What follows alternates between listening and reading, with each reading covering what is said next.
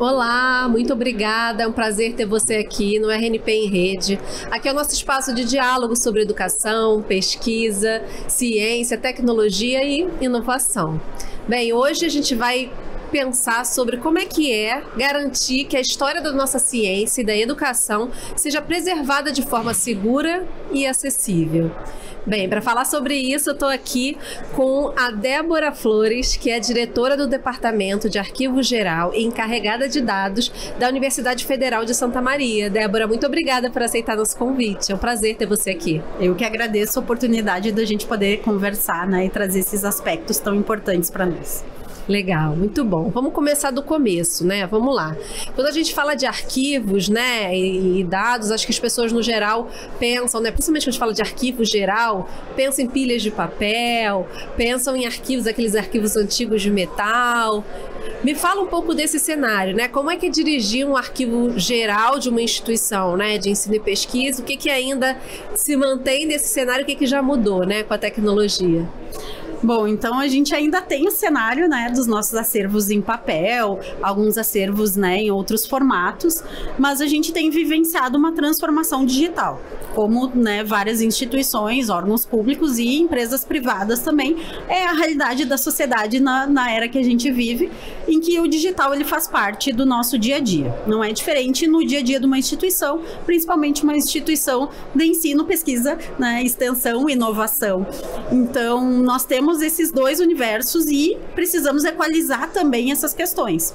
A gente trabalha muito com aquilo que é documento físico, que já foi produzido num ambiente analógico, em que eu tive um documento impresso, assinado, com carimbos, ok? E a gente tem o universo dos sistemas e dados, em que eu também preciso trazer uma confiabilidade, uma integridade. Então a gente fala que o documento arquivístico, que é o objeto de estudo dos arquivistas, né, pode ser tanto um documento digitalizado, que é aquele documento que nasceu em papel, mas ele foi digitalizado para uso em sistema, e o documento nato digital, é aquele que já nasce digital e eu nunca vou imprimir. Então, os elementos de autenticidade, de confiabilidade, eles são todos digitais, como uma assinatura digital, né, elementos de autenticação, enfim. Então, a gente trabalha hoje com esses dois universos, né? Estamos ainda no universo híbrido, porque o digitalizado ele nunca vai substituir o papel. Então, os arquivos eles trazem esses dois ambientes, né, e essa interação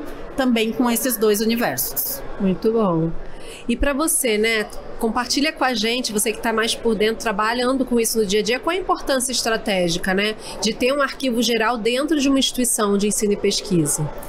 Aí a gente fala que para além da memória, né? Porque quando fala em arquivo a gente pensa em memória, em história, mas para além da memória, além da história, principalmente nessa era em que os dados são, né, lançados em sistemas a cada minuto, né? Então a produção informacional ela é muito grande nas instituições hoje em dia, e essa informação ela precisa ter qualidade e ela precisa ser confiável para que ela apoie uma tomada de decisão, para que ela apoie uma garantia de direitos. Então trabalhar essa informação e que venha a ser os documentos, né, materializados enquanto documentos, é algo extremamente estratégico para que a instituição possa entender as dinâmicas, entender os seus processos, comprovar suas atividades e principalmente garantir direitos, que também entra a questão social dos arquivos na garantia de direitos por meio da comprovação materializada nos documentos, sejam eles digitais, físicos, enfim. Então a importância estratégica do arquivo é nisso, é apoiar uma instituição a conhecer as suas informações e principalmente usar elas no momento que precisa. Então eu não posso levar uma semana para achar uma determinada informação, que eu posso perder um timing ali de uma decisão que precisa ser tomada, né, dentro de um limite razoável de tempo. E como tudo é muito dinâmico, hoje em dia os arquivos também precisam ser dinâmicos. Muito bom. Agora que eu queria que você compartilhasse com a gente a situação que vocês viveram com as enchentes, né? No Rio Grande do Sul, em 2024, que parece que tem muito tempo, mas foi no ano passado, né? Queria que você compartilhasse com a gente, né? Quais foram os grandes desafios e como é que vocês estão superando isso? Compartilha com quem está ouvindo. Sim, nós tivemos um incidente muito grave, então nós fomos o primeiro local, o primeiro arquivo a ser afetado devido ao grande volume de chuvas, né? Então nós não estávamos num local de risco, não é perto de nenhum rio, com, né, possibilidade de alagamento, porém o volume de chuva foi muito grande e fez com que um lago que fica ao lado do prédio da reitoria, onde ficava o nosso acervo, ele extravasasse e por estar no subsolo, isso é uma questão interessante, porque o arquivo ele é pesado, ele não pode ficar em andares altos se o prédio não foi construído para ser arquivo, e a maioria dos nossos arquivos não possuem prédios específicos, então a gente ficava no andar mais baixo do prédio, que foi, então, teve essa entrada de água a 2 metros de altura, o que acabou afetando 12 mil caixas de documentos que faziam parte, né, de todo o acervo permanente, todo o acervo histórico da UFSM. Nesse momento, a gente imediatamente iniciou todo um processo, uma operação de resgate dessa documentação, que durou exatamente 4 meses, que foi retirar todo esse acervo com todo o cuidado, toda a técnica necessária, com o apoio de muitos voluntários. Foram mais de 300 voluntários, equipes, né, de estudantes, servidores, o próprio Exército Brasileiro auxiliou na retirada dessa documentação, e a gente aplicou uma técnica que ela é conhecida mundialmente, mas que ela é pouco usada em larga escala. A gente só teve um caso parecido na Alemanha, de um congelamento tão grande assim de documentos, mas a UFSM conseguiu, né, graças ao entendimento de que essa era a melhor técnica, nós congelamos 4 containers de documentos, o equivalente a 10 mil caixas de arquivo.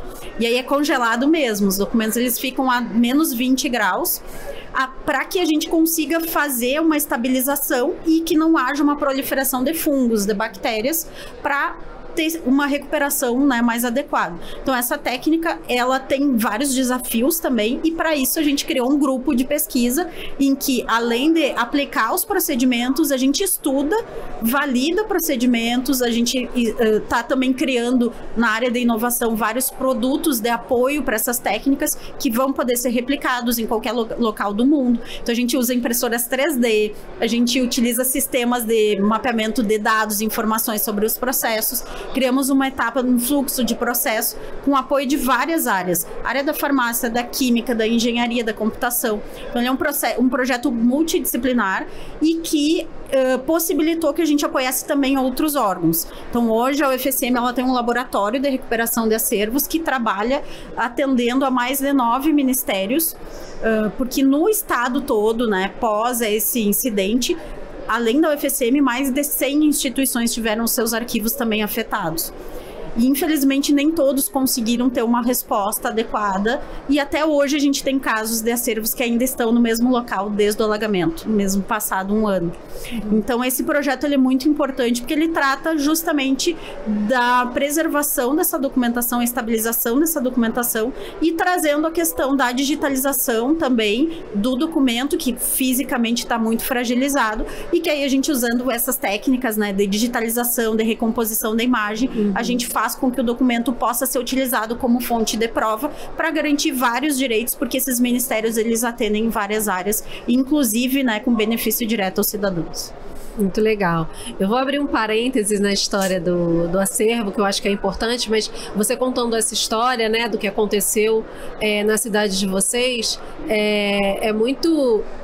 até interessante, né, e bonito ver como toda a comunidade se movimentou, né, para ajudar em várias frentes. E aí você falou hoje, né, agora em relação a que você teve apoio dos estudantes, voluntários, exército, e aí agora vocês estão desenvolvendo pesquisas com outras áreas. Como é que foi isso para vocês, né, assim, no momento de tanta fragilidade, conseguir ver como essa comunidade, né, de ensino, pesquisa e o entorno conseguiu se reunir em prol dessa instituição? Isso é muito, muito interessante, porque naquele momento a gente estava vivenciando uma calamidade pública, né? As pessoas estavam sem casa, com risco de vida, né? A gente tinha a questão dos animais que também estavam em risco. Bom, uma série de fatores, os municípios isolados, sem, né, deslocamento. E eram muitas emergências ao mesmo tempo, e até hoje o Estado está se reconstruindo. No entanto, a gente tem aquela camada de profissionais que atuam com arquivo, com documentação e com informação, e a gente sabe o quanto isso poderia custar muito caro para a sociedade se a gente não recuperasse essa documentação. Então eu falo que a gente ainda, na área de arquivos, no estado do Rio Grande do Sul, a gente ainda está em calamidade, porque a gente ainda tem vários conjuntos documentais que não foram tratados. E ali não está só informação e memória, ali está direito de um cidadão que talvez não consiga se aposentar, de um estudante que talvez não consiga comprovar seus estudos. E aí uma série de outros, né, documentos que trazem toda a trajetória de vários órgãos do Estado. Então é muito interessante ver o quanto a gente consegue sensibilizar, porque isso é algo da sociedade, né? A sociedade deveria se apropriar e cobrar das instituições que elas promovam, né, essa recuperação e não perder esses documentos que são tão caros, né, para a sociedade, tanto enquanto memória como enquanto garantia de direitos. Muito bom, muito legal. E aí eu queria que você falasse, né, a gente retomando um pouquinho o que a gente estava falando em relação à tecnologia, né? Você falou muito sobre a questão, né, que o documento físico ele se mantém porque ele é o original, mas agora muitas coisas já estão sendo desenvolvidas, né? Nascem digitais.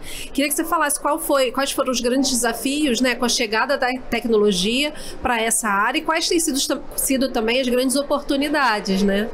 Com certeza. A arquivologia ela já é uma parceira de longa data da tecnologia da informação. Então, são áreas que atuam muito junto, assim como a história, enfim, outras áreas, né, que são muito, muito próximas.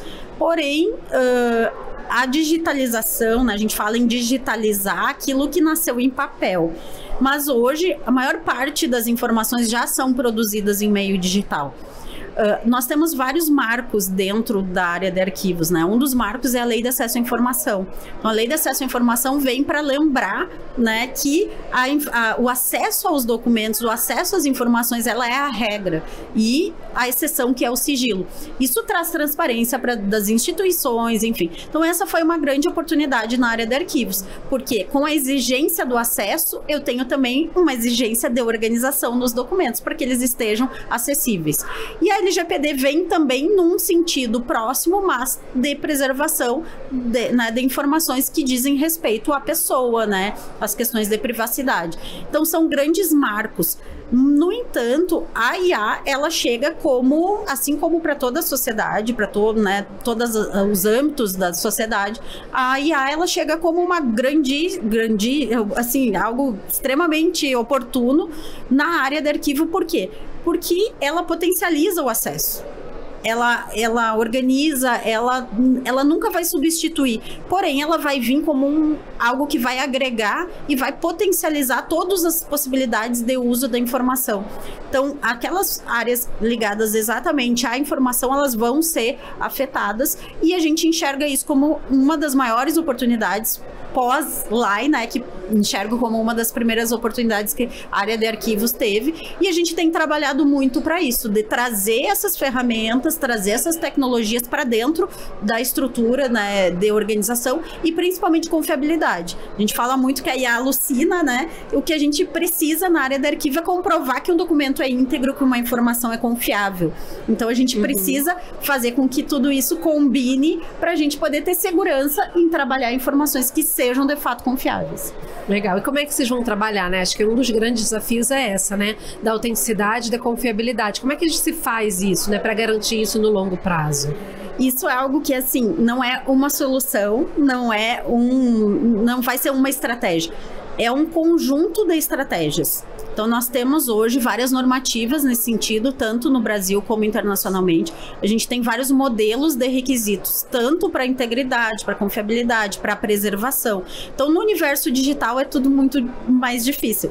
Enquanto eu colocava um documento em papel numa prateleira e 50 anos depois eu ia lá e abria e o documento estava ali, óbvio, né? Sem interferência de umidade, de fungo, enfim, mas ele estava lá íntegro. No digital, a gente não tem muitas vezes essa garantia de que um PDF vai estar acessível daqui 50 anos. Então, não é uma solução, são, né, várias soluções conjuntas que vão poder potencializar isso, né? Vão poder proporcionar isso. E aí, essas estratégias combinadas é o estudo do arquivista hoje, né? Que ele precisa trabalhar junto com o analista de TI, junto com várias outras áreas, mas principalmente focando em algo que a gente não tem a resposta hoje. Então, daqui 50 anos, eu preciso que essa documentação esteja acessível. Como que eu vou fazer? É trabalhando continuamente para que essa documentação mantenha o que a gente chama de cadeia de custódia. Então, eu tenho que garantir que essa informação que entrou no meu arquivo agora digital vai permanecer íntegra durante todo o tempo de guarda. É o que a gente chama de cadeia de custódia. Então, são um conjunto de ações e é bem complexo. Eu imagino. E você falou também sobre a LGPD, né? Sobre assegurar ali, a preservar os dados sensíveis, né, das pessoas. Como é que faz, né, esse equilíbrio em disponibilizar informações, né, em memória para acesso, para pesquisa, para garantia de direitos e, ao mesmo tempo, você conseguir preservar esses dados, né? Deve ser uma balança difícil também. Com certeza. E o essencial disso é conhecer a instituição, é conhecer o que eu estou produzindo, é entender a dinâmica, o fluxo dessa informação dentro da instituição. Então, por isso que o arquivo, naturalmente, ele já entra como uma área muito próxima da LGPD, assim como da LAI, porque ninguém mais que os arquivistas para conhecer os documentos da instituição. Então, a gente sabe o fluxo que ele tem, a gente sabe, inclusive, a finalidade para qual um documento é produzido, porque daí isso vai me dar o tempo que eu preciso guardar esse documento, o tempo que a informação vai estar retida. Então, a gente consegue trabalhar muito bem com esses universos desde que a gente entenda esse fluxo todo. Então, o mapeamento de processos ponta a ponta é algo que as áreas de arquivo precisam fazer. Isso é essencial tanto para trabalhar a questão do documento, como da informação, do acesso ou da restrição dessa informação. Muito bom. E agora eu queria pensar no futuro. Vamos imaginar o arquivo do futuro. Qual seria o cenário ideal para as instituições de ensino e pesquisa terem, assim, esse arquivo do futuro? Então, eu não vejo o arquivo do futuro sem estar conectado com a TI. Então, assim como hoje a gente tem grandes espaços e salas onde o acervo físico é depositado, a gente vai ter grandes data centers onde essa guarda é compartilhada. Então, as normativas que a gente tem hoje de preservação digital, ela já vai nesse sentido, né? É uma sala cofre com duas chaves. Uma chave é a da TI, outra chave é do arquivo. Então, há um combinado dessas duas áreas e eu vejo que a tendência é que cada vez mais a gente precise desses espaços de armazenamento, cada vez mais documento digital sendo produzido, e esse ambiente híbrido. A gente não vai deixar de ter o documento em papel, né, a memória, a história, a gente vê arquivos, né, de milênios sendo preservados, mas a gente vai ter também um grande legado digital e com certeza os nossos arquivos vão estar nesse cenário de grandes data centers que precisam estar acessíveis e que a gente precisa ter a garantia de acesso com confiabilidade. Muito bom. E aí, falando sobre isso, eu queria que você falasse sobre parceria, né? Hoje, quais são os parceiros estratégicos para vocês para conseguirem fazer isso acontecer, né? No volume que precisa, com essa escala que vocês precisam também se preparar para ter? Então, a TI, né? A TI, ela é a principal parceira hoje da área de arquivo. Os arquivistas, eles têm buscado muito conhecimento sobre sistemas, né? Imergir um pouco nessa questão do universo digital, mas ele não vai substituir a parceria da área de arquivo. Então, a gente tem profissional para cada área. O arquivista, ele vai tratar das informações e o analista vai tratar do sistema. Então, a grande parceria, muito tempo foi, né? A gente teve muito ligado à questão da memória, a questão da história, a questão da restauração, da conservação. Hoje, com o universo que a gente tem, a TI é a grande parceira e cada vez mais precisa ter, né, essa integração entre essas áreas, mas não só. Como eu falei, que a gente precisa conhecer o fluxo da informação, o porquê que ela foi produzida, o contexto que ela é utilizada. Então, é uma área totalmente transversal, que ela vai atuar junto com o planejamento, ela vai atuar junto com a administração, com a alta gestão. Então, hoje o arquivo, ele é totalmente transversal e ele atua em todas as áreas, né, de uma instituição. Muito bom. Eu queria, né, para a gente encerrar, queria que você deixasse uma mensagem, né, para quem ainda não consegue ver o valor desses arquivos, né, ainda pensa nisso como um grande guardião do passado e não consegue entender o quão estratégico isso é. Então, queria que você deixasse essa mensagem para as pessoas que ainda estão tentando entender e tangibilizar a importância dos arquivos, né, e dessa preservação. Geralmente a gente fala que a gente entende bem quando dói no bolso, né? Então eu sempre falo, pensa em todos os documentos que você precisaria hoje para comprovar uma aposentadoria, que é algo que na maioria das pessoas sempre almeja. Eu quero um dia me aposentar, o que que eu preciso para isso? E aí eu vou lembrar lá da minha portaria de nomeação, eu vou lembrar de um comprovante de que eu atuei numa atividade insalubre. Onde que está esse documento? né? Hoje eu sei que eu tenho a maior parte das instituições tem um arquivo que eu abro lá, uma gaveta, aquele documento está lá. Então, como que a gente materializa isso para nossa realidade? E aí, falando de um caso específico que é a aposentadoria, mas a garantia de direitos, ela ultrapassa muito, né? Processos judiciais, processos trabalhistas, enfim, uma infinidade de informações em todas as áreas, né? Então, o documento, ele é aquilo que eu preciso para comprovar algo. Como que eu vou comprovar algo sem o documento? Né? Como que eu digo que aquele documento é confiável? Então, é só tentar trazer um pouco para nossa realidade, né, individual, de cada pessoa na sua área de atuação. Como que eu comprovo que eu executei uma atividade? É por meio de um documento. Então, esse universo todo, ele vai ser transposto para o digital também, porém, a gente precisa que isso seja feito sempre de uma forma, né, eu falo muito em confiabilidade, porque é o termo que mais, né, se aproxima do que a gente precisa hoje, de uma informação confiável, principalmente nos dias de hoje, principalmente com tanta informação falsa circulando, principalmente com tanta alucinação da IA, a gente precisa ter confiança nas informações, e isso a área de arquivo com certeza consegue proporcionar. Muito bom. Olha, muito obrigada por compartilhar. Eu fiquei impressionada com o trabalho que vocês estão fazendo, né? Com a questão da preservação dos documentos da universidade, que congelaram tudo em container, que vão ter que trabalhar e tratar esses dados depois. Então, assim, parabéns pelo trabalho, parabéns por estarem produzindo conhecimento, né? Produzindo coisas para o nosso país e que podem ser usadas em outros lugares. É muito gratificante para a gente, né? Conhecer essas histórias, né? Ouvir essas histórias. Acho que acaba inspirando um pouco a gente a ver a universidade, a instituição de ensino e pesquisa como esse lugar, né, de inovação, de cuidado e de comunidade também. Eu agradeço o espaço, porque é sempre importante a gente levar, né, esses conceitos que muitas vezes não são, né, assimilados, né, dos potenciais de um arquivista nos dias de hoje. Então, eu agradeço muito pelo espaço e a gente está sempre à disposição para discussão. Obrigada. E agradeço muito a você que ficou com a gente até agora. Olha, siga a gente nas redes sociais da RNP, vou deixar aqui embaixo. E siga a gente aqui também no canal do YouTube. A gente vai ter muito mais informação, entrevistas muito boas como essa que a gente teve agora. Muito obrigada por ter ficado comigo até aqui e até a próxima.